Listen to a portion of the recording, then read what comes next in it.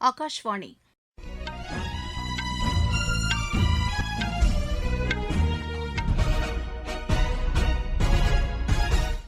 செய்திகள் வாசிப்பவர் வடிவழகி கபிலன். தலைப்புச் செய்திகள்: சுதந்திர போராட்ட தியாகி உத்தம் சிங்கின் வீரமும் தியாகமும் தலைமுறைகளை தாண்டி மக்களிடையே தேசப்பற்றை ஊட்டியுள்ளதாக பிரதமர் திரு நரேந்திர மோடி கூறியுள்ளார்.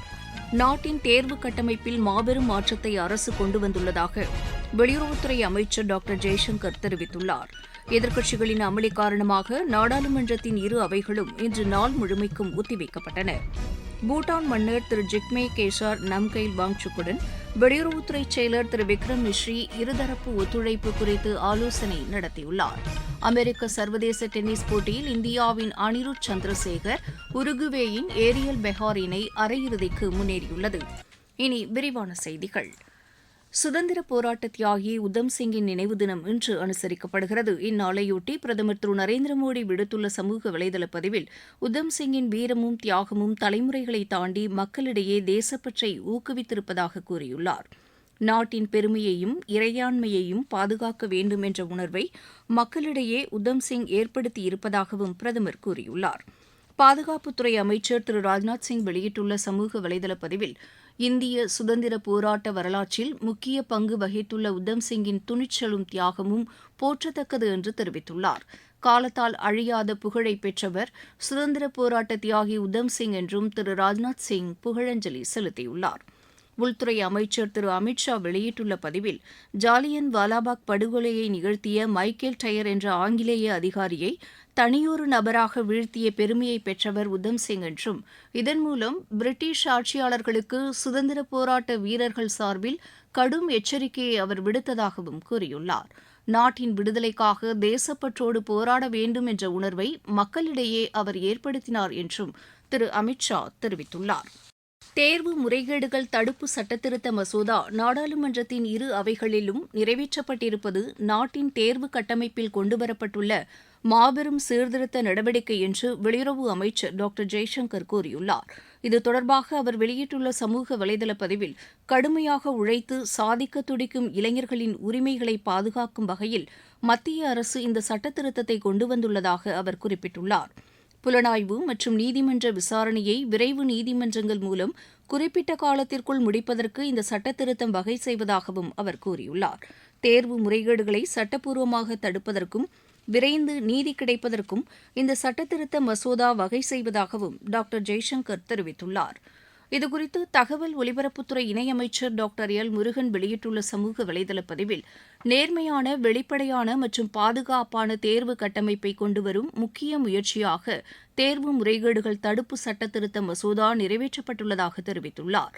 மாணவர்களின் எதிர்பார்ப்புகளை பூர்த்தி செய்து அவர்களுக்கான பாதுகாப்பை உருவாக்கித் தரும் முயற்சியில் பிரதமர் திரு நரேந்திர மோடி உறுதியுடன் செயல்பட்டு வருவதாக அவர் குறிப்பிட்டுள்ளார். இளைஞர்களுக்கு நம்பிக்கையை ஏற்படுத்தும் வகையில் இந்த சீர்திருத்த நடவடிக்கையை பிரதமர் மேற்கொண்டுள்ளார் என்றும் டாக்டர் எல் முருகன் தெரிவித்துள்ளார். எதிர்க்கட்சிகளின் அமளி காரணமாக நாடாளுமன்றத்தின் இரு அவைகளும் இன்று நாள் முழுமைக்கும் ஒத்திவைக்கப்பட்டன. மாநிலங்களவையில் காங்கிரஸ் உள்ளிட்ட எதிர்க்கட்சி உறுப்பினர்கள் நீட் தேர்வு முறைகேட்டிற்கு எதிராக தில்லியில் நடைபெற்ற போராட்டத்தின்போது மாணவர்கள் காவல்துறையினரால் தாக்கப்பட்டது உள்ளிட்ட பல்வேறு விஷயங்கள் குறித்து பேச முற்பட்டனர். இதற்கு அனுமதி மறுக்கப்பட்டதால் அவர்கள் அமளியில் ஈடுபட்டனர். கடும் அமளிக்கிடையே அமைச்சர்கள் பல்வேறு துறைகளின் அறிக்கையை தாக்கல் செய்தனர். ஊரக மேம்பாடு மற்றும் பஞ்சாயத் ராஜ் குறித்து நாடாளுமன்ற நிலைக்குழு அளித்த அறிக்கை அவையில் தாக்கல் செய்யப்பட்டது. தகவல் ஒலிபரப்புத்துறை இணையமைச்சர் டாக்டர் எல் முருகன் தகவல் தொடர்பு மற்றும் தகவல் தொழில்நுட்பம் குறித்த நாடாளுமன்ற நிலைக்குழுவின் 22வது அறிக்கையை தாக்கல் செய்தார். இதில் போலியான செய்திகளை தடுப்பதற்கான பரிந்துரைகளும் இடம்பெற்றுள்ளன. கடும் அமளிக்கிடையே கேள்வி நேரத்தை தொடங்குவதாக அவைத்தலைவர் திரு சி.பி. ராதாகிருஷ்ணன் அறிவித்தார். இருப்பினும் எதிர்க்கட்சி உறுப்பினர்கள் தொடர் அமளியில் ஈடுபட்டதால் மாநிலங்களவை இன்று நாள் முழுமைக்கும் ஒத்திவைக்கப்பட்டது. மக்களவை இன்று காலை தொடங்கியதும் எதிர்க்கட்சிகள் அமளியில் ஈடுபட்டதால் கேள்வி நேரத்தை தொடங்க இயலாத நிலை ஏற்பட்டது. உள்துறை அமைச்சர் திரு அமித் ஷா மாணவர்கள் மீது காவல்துறையினர் நடத்திய தாக்குதல் குறித்து அறிக்கை அளிக்க வேண்டும் என்று வலியுறுத்தி கோஷமிட்டனர். அரசு தரப்பில் முக்கிய அலுவல்கள் மேற்கொள்ளப்பட வேண்டியிருப்பதால் அவையை நடத்த அனுமதிக்குமாறு அவைத்தலைவர் திரு ஓம் பிர்லா கேட்டுக் கொண்டார். ஆனால் எதிர்க்கட்சி உறுப்பினர்கள் பதாகைகளை ஏந்தி கோஷமிட்டனர். அவையின் மாண்புகளை உறுப்பினர்கள் கடைபிடிக்க வேண்டும் என்று அவைத்தலைவர் கேட்டுக் கொண்டார். தொடர்ந்து அமளி நீடித்ததால் முதலில் நண்பகல் 12 மணி வரையிலும் பின்னர் நாள் முழுமைக்கும் மக்களவை ஒத்திவைக்கப்பட்டது. நீங்கள் கேட்டுக்கொண்டிருப்பது ஆகாஷவாணியின் செய்தி அறிக்கை.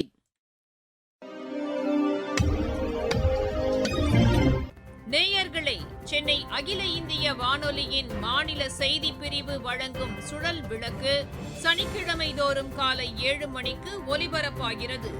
நடப்பு நிகழ்வுகளின் கட்டுரை வடிவிலான இந்த பகுதியில் நாளை இடம்பெறுகிறது. தேர்வு நடைமுறைகளில் வெளிப்படைத்தன்மையை உறுதி செய்வதற்கான மத்திய அரசின் சீர்திருத்த நடவடிக்கைகள் குறித்த ஒரு பார்வை. பிரதான அலைவரிசையில் ஒலிபரப்பாக உள்ள இந்த நிகழ்ச்சியை கேட்க தவறாதீர்கள். வெளியுறவுத்துறை செயலர் திரு விக்ரம் மிஸ்ரி பூட்டான் மன்னர் திரு ஜிக்மே கேஷார் நாம்கைல் வாங்சுக்கை சந்தித்து இருதரப்பு ஒத்துழைப்பு குறித்து திம்புவில் ஆலோசனை நடத்தினார்.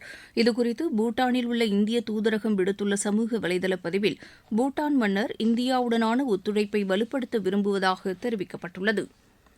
நம்பகமான பொது ஒலிபரப்பு சேவையை வழங்கி ஆகாஷ்வாணி மக்களின் பேராதரவை பெற்றுள்ளதாக அதன் முதன்மை தலைமை இயக்குநர் திரு ராஜீவ்குமார் ஜெயின் தெரிவித்துள்ளார். மிசோரம் மாநிலம் ஐஸ்வால் ஆகாஷ்வாணி நிலையத்தின் 60 ஆண்டுகால சிறப்பான சேவையை பாராட்டி அவர் வெளியிட்டுள்ள சமூக வலைதள பதிவில் நாட்டின் பன்முக கலாச்சாரத்தையும் வளமான பாரம்பரியத்தையும் மக்களிடையே எடுத்துச் செல்வதில் இந்நிலையம் முக்கிய பங்காற்றி வருவதாக கூறியுள்ளார். ஐஸ்வால் ஆகாஷ்வாணி நிலையம் மக்களிடையே நேர்மறையான மாற்றத்தை ஏற்படுத்தியுள்ளதாகவும் அவர் தெரிவித்துள்ளார். மிசோரம் மாநிலத்தின் கலாச்சார அடையாளத்தை இந்த நிலையம் பிரதிபலிப்பதாகவும் அதன் வளர்ச்சிக்கு தமது வாழ்த்துக்களை தெரிவித்துக் கொள்வதாகவும் திரு ராஜீவ்குமார் ஜெயின் கூறியுள்ளார். போதைப்பொருள் பழக்கமில்லா இளைஞர்கள் இயக்கத்தை பிரதமர் திரு நரேந்திர மோடி நாளை மறுநாள் தொடங்கி வைக்க உள்ளார். இதனையொட்டி மத்திய அரசின் மை பாரத் அமைப்பு சார்பில் தமிழகத்தின் திருப்பூர் மாவட்டத்தில் விழிப்புணர்வு நிகழ்ச்சிகள் நடைபெற்றதாக எமது செய்தியாளர் தெரிவிக்கிறார். திருப்பூர் மாவட்டம் விஜயமங்கலம் தனியார் கல்லூரியில் மத்திய அரசின் இளைஞர் நலன் மற்றும் விளையாட்டுத்துறை மை பாரத் மற்றும் கல்லூரி நிர்வாகம் இணைந்து நஷா முக்த் அபியான் இயக்கத்தின் கீழ் போதை இல்லா இளைஞர்கள் வளர்ச்சியடைந்த இந்தியா என்ற கருப்பொருளில் மாவட்ட அளவிலான பல்துறை போட்டிகள் நடத்தின. ஓவியம், குறும்படம், நடனம் உள்ளிட்ட போட்டிகளில் திருப்பூர் மாவட்டத்தின் பல்வேறு கல்லூரியைச் சேர்ந்த மாணவ மாணவிகள் ஆர்வத்துடன் பங்கேற்று போதை ஒழிப்பின் அவசியத்தை கலை வழியாக வெளிப்படுத்தினர். போதை இல்லா இளைஞர்கள் வளர்ச்சியடைந்த இந்தியா என்ற விழிப்புணர்வு செய்தியை வலியுறுத்திய இந்த நிகழ்ச்சி இளைஞர்களின் சமூக பொறுப்புணர்வை மேலும் வலுப்படுத்தியது. திருப்பூர் மாவட்டத்திலிருந்து சபரிஷ்.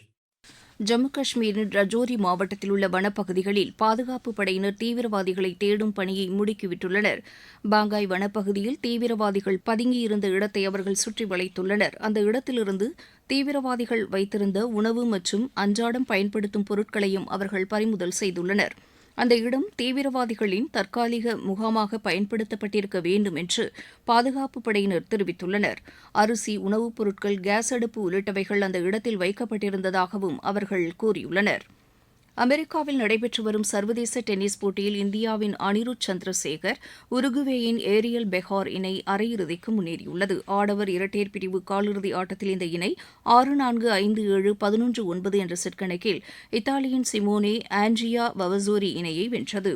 மெக்சிகோவில் நடைபெற்று வரும் சர்வதேச டென்னிஸ் போட்டியில் இந்தியாவின் நிக்கி கலியாண்டா ஈக்வடாரின் கான்சலோ எஸ்கோபார் இணை அரையிறுதிக்கு முன்னேறியுள்ளது. ஆடவர் இரட்டையர் பிரிவு காலிறுதி ஆட்டத்தில் இந்த இணை 6-1, 6-1 என்ற செட் கணக்கில் மெக்சிகோவின் லூயிஸ் கார்லோஸ் அலன் இணையை வென்றது. காமன்வெல்த் விளையாட்டுப் போட்டியில் பதக்கம் வென்ற இந்தியாவின் லவ்பிரீத் சிங் மற்றும் சீமா ஆகியோருக்கு குடியரசுத் தலைவர் திருமதி திரௌபதி முர்மு, குடியரசு துணைத் தலைவர் திரு சி பி ராதாகிருஷ்ணன், மத்திய இணையமைச்சர் டாக்டர் எல் முருகன் உள்ளிட்டோர் வாழ்த்து தெரிவித்துள்ளனர். மீண்டும் தலைப்புச் செய்திகள். சுதந்திரப் போராட்ட தியாகி உத்தம் சிங்கின் வீரமும் தியாகமும் தலைமுறைகளை தாண்டி மக்களிடையே தேசப்பற்றை ஊட்டியுள்ளதாக பிரதமர் திரு நரேந்திர மோடி கூறியுள்ளார். நாட்டின் தேர்வு கட்டமைப்பில் மாபெரும் மாற்றத்தை அரசு கொண்டு வந்துள்ளதாக வெளியுறவுத்துறை அமைச்சர் டாக்டர் ஜெய்சங்கர் தெரிவித்துள்ளார். எதிர்க்கட்சிகளின் அமளி காரணமாக நாடாளுமன்றத்தின் இரு அவைகளும் இன்று நாள் முழுமைக்கும் ஒத்திவைக்கப்பட்டன. பூட்டான் மன்னர் திரு ஜிக்மே கேசார் நாம்கைல் வாங்சுக்குடன் வெளியுறவுத்துறை செயலர் திரு விக்ரம் மிஸ்ரி இருதரப்பு ஒத்துழைப்பு குறித்து ஆலோசனை நடத்தினார். அமெரிக்க சர்வதேச டென்னிஸ் போட்டியில் இந்தியாவின் அனிருத் சந்திரசேகர் உருகுவேயின் ஏரியல் பெஹார் இணை அரையிறுதிக்கு முன்னேறியுள்ளது. இத்துடன் செய்தி அறிக்கை நிறைவு பெற்றது.